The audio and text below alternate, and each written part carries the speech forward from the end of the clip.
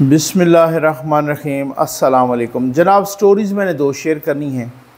परवेज़ खटक साहब ने अपनी नई पार्टी बना ली है। इसमें दो तीन नुक्ते बहुत ही अहम बल्कि अहम तरीन हैं, वो आपके साथ डिस्कस करने हैं।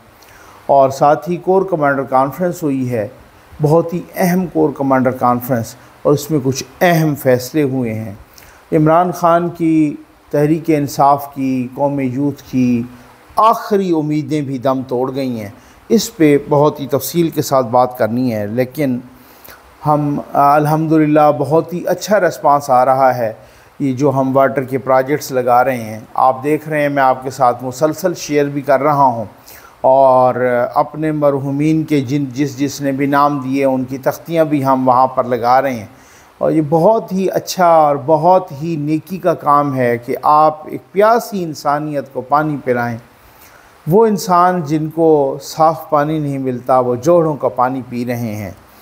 और साथ ही हमने को 2 दर्जन लोगों को व्हील चेयर भी देनी है, जिन्होंने नाम ऑलरेडी हमारे पास लिखवाए हुए हैं। जब वो पूरे होंगे तो इंशाल्लाह आपके सामने सारा कुछ वो होगा, क्योंकि हम साथ साथ देना शुरू भी करेंगे।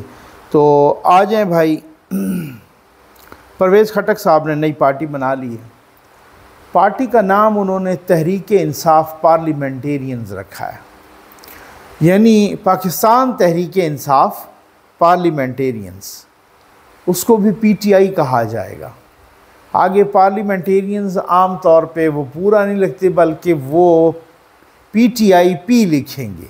ठीक है, ये बहुत बड़ी बात है। ये बड़ा सोच समझ के, बड़ी सोच विचार के बाद अब उन्होंने मंशूर भी फ़ाइनल करना है, और अभी कहा है कि जी फ़्लैग भी फ़ाइनल करना है।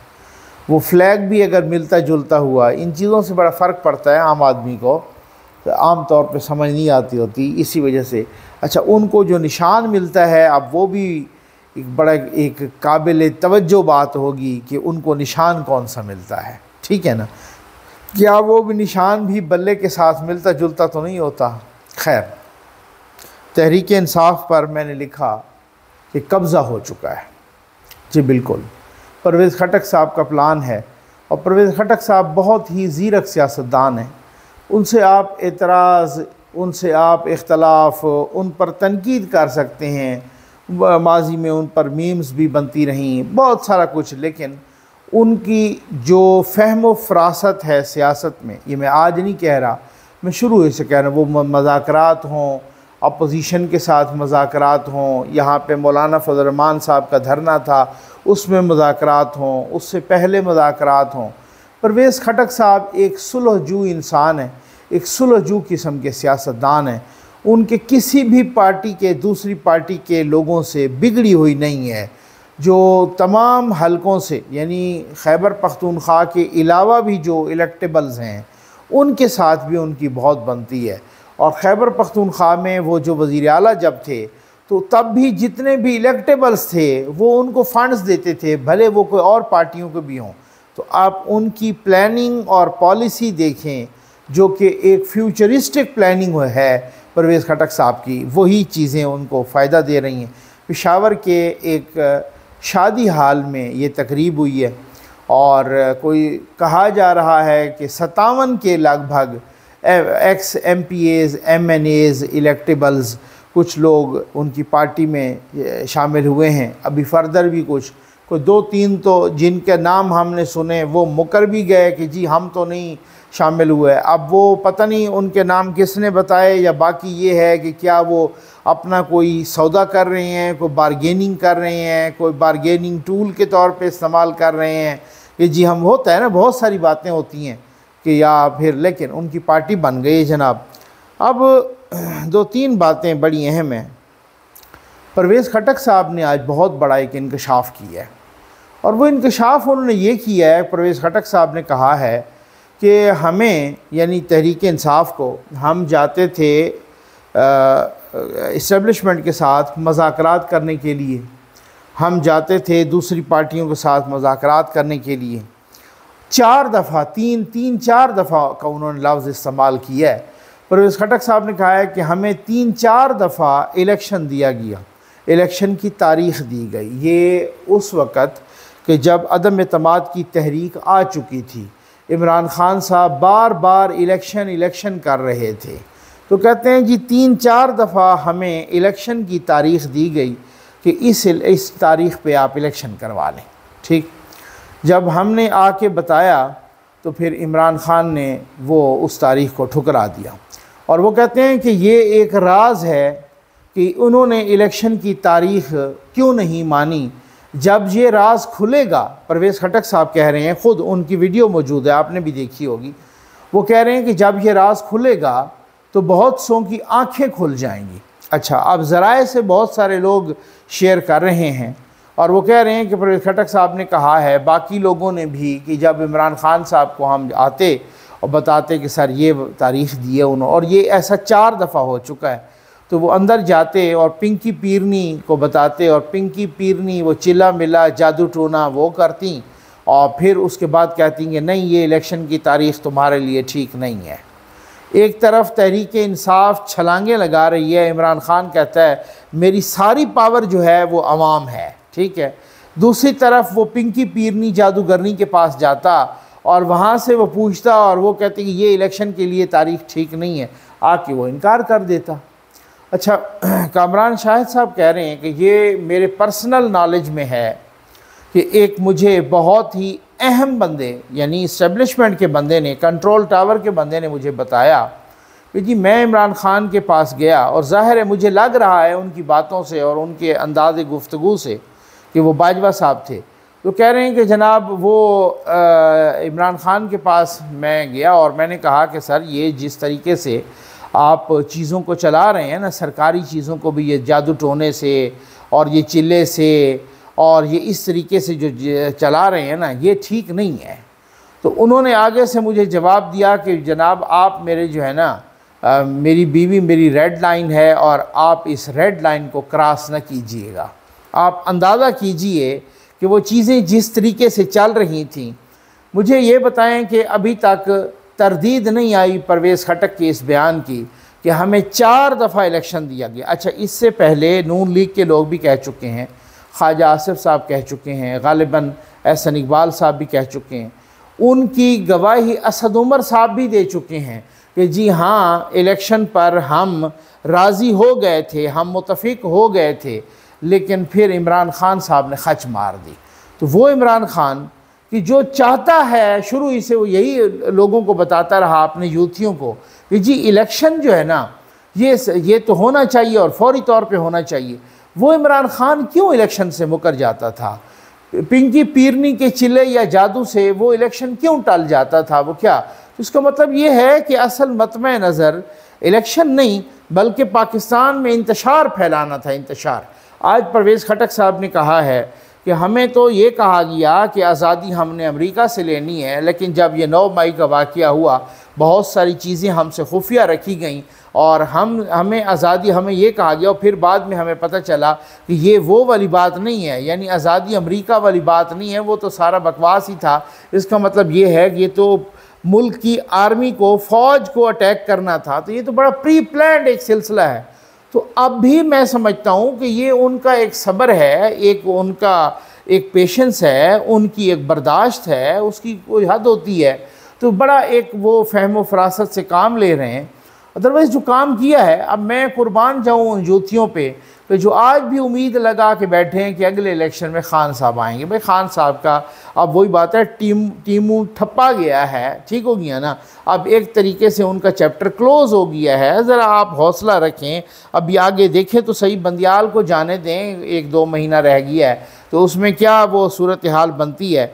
अब उसके बाद कुछ लोग कह रहे हैं, ये फ़ारूक हबीब साहब ने भी और PTI के ऑफिशियल अकाउंट से भी हमने देखा, वो कह रहे हैं कि जनाब कुछ लोगों को, कुछ साबिक MPs थे जिनको पेरोल पे रिहा करवा के परवेज़ खटक की पार्टी में शामिल कराया गया और बाकायदा फ़ारूक हबीब साहब ने इनका वो इनकी तस्वीरें भी जारी की, दायरे शायरे लगा के बताया कि जी ये लोग हैं जिनको कल अदालत ने पुलिस के हवाले किया या जुडिशल रिमांड पे भेजा और आज उनको पुलिस से या जेल से ला के पेरोल पे रिहा करवा के तो डिप्टी कमिश्नर ने स्पेशल आर्डर किए और मैं बिल्कुल नहीं कहता हो सकता है ऐसे ही हो, लेकिन इसमें कोई हैरानी वाली बात नहीं है। अगर इमरान खान आके गैर रिवायती सियासत करते तो फिर तो हम भी कहते कि यार उन्होंने तो बड़ी असूलों की सियासत की है, उन्होंने तो बड़े कानून और आइन के मुताबिक चले हैं, उन्होंने तो अखलाकियात की बुलंद तरीन चोटियों पे वो खड़े थे, तो इस वजह से उस बेचारे के साथ बड़ी ज़्यादती हो रही है। देखें जी उसके बंदों के साथ भी बड़ी ज़्यादती हो रही है।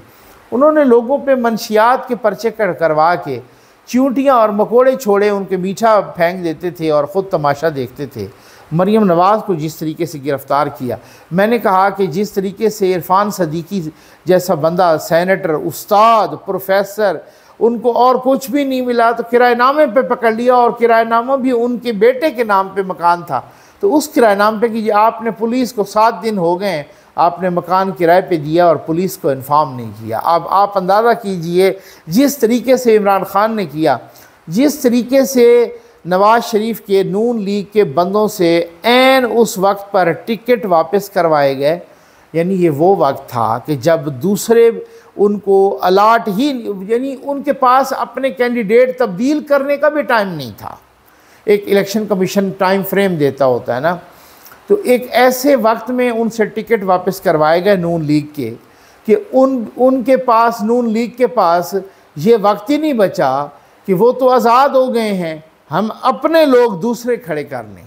ये सेनेट में भी इसी तरह से हुआ है। आपको पता है सेनेट में एक बहुत बड़ा आज़ाद लोगों का ग्रुप था जो कि असल में नून लीग का था। उसी ग्रुप में से बाद में कुछ लोगों को तोड़ के जनरल फैज़ ने अपना जो तमाशबीनी की थी वो आपको अच्छी तरह से याद है।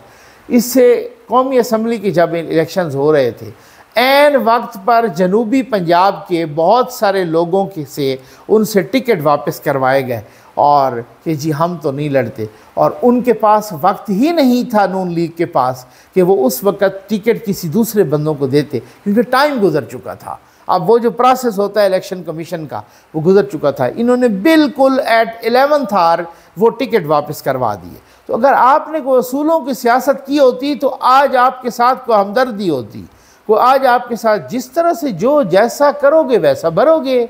जिस तरीके से आप दूसरों के लिए गड्ढे खोदते रहे, आज आप उन्हीं गड्ढों में गिर रहे हैं, तो फिर इसमें हैरत कौन सी? इसमें ये को हर बंदा यूथिया तो नहीं है कि चवल बन जाए। यूथियों को तो चलो अपर चैम्बर फारिग है, अब हर किसी का अपर चैम्बर तो फारिग नहीं है, सब छोड़ गए हैं। ये भी पाकिस्तान की सियासी तारीख़ में पहली मरतबा हुआ होगा, सब छोड़ गए हैं, ठीक है ना। यानी अब आप अंदाज़ा कीजिए कि जिसको वो वसीम अकरम प्लस कहा करते थे, उनके साबिक वज़ीर आला पंजाब वो छोड़ गए, 2 साबिक वज़राए आला परवेज़ खटक साहब और महमूद ख़ान साहब वो छोड़ गए, ठीक है। कितने सूबाई वज़रा छोड़ गए। यहाँ पर असद उमर वो जो वफाकी वज़ीर ख़ज़ाना और जिसको पोस्टर बॉय के तौर पे बेचते रहे इमरान ख़ान 8-10 साल, वो छोड़ गए। परवेज़ खटक ख़ुद वज़ीर दिफा वो छोड़ गए। इसी तरीके से ग़ुलाम सरवर ख़ान को देखें, वो कितने यानी मुतअद्दिद वफाकी वज़रा और सूबाई वज़रा। पाकिस्तान की ये जो पॉलिटिकल हिस्ट्री है, जो सियासी तारीख़ है, इसमें कोई इतना जलील नहीं हुआ जिस तरीके से इमरान खान जलील हो रहा है। अब जो लोग कह रहे हैं ना कि जी वो तो बड़े पॉपुलर हैं और वो ये हैं वो हैं, लग पता जाएगा जब इलेक्शन आएंगे तो, ठीक है ना।